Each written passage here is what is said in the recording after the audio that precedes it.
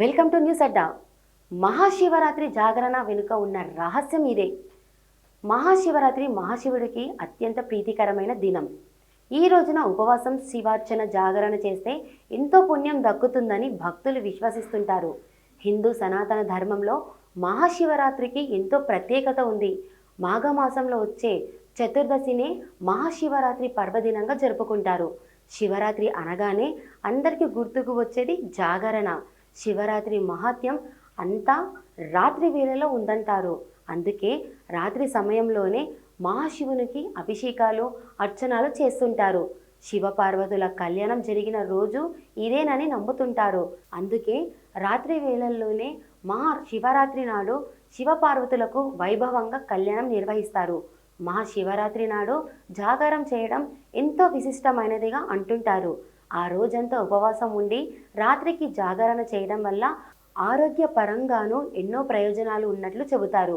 మహాశివరాత్రి నాడు భక్తులంతా జాగరణ చేస్తుంటారు. ఈ జాగరణ వెనుకున్న రహస్యం ఏంటో కొందరు అర్చకులు చెప్పిన ప్రకారం ఇలా ఉంది.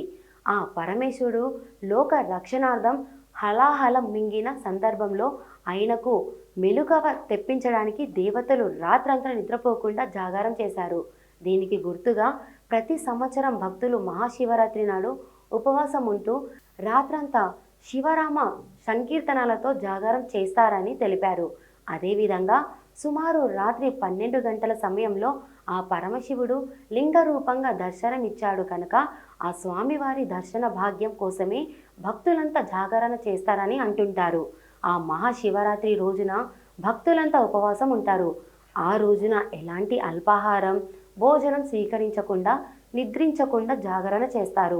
శివనామ స్మరణతో స్వామివారిని దర్శించుకుంటారు. మరుసటి రోజు ఉదయం సూర్యోదయం కంటే ముందు వరకు స్వామివారిని ఆరాధిస్తారు.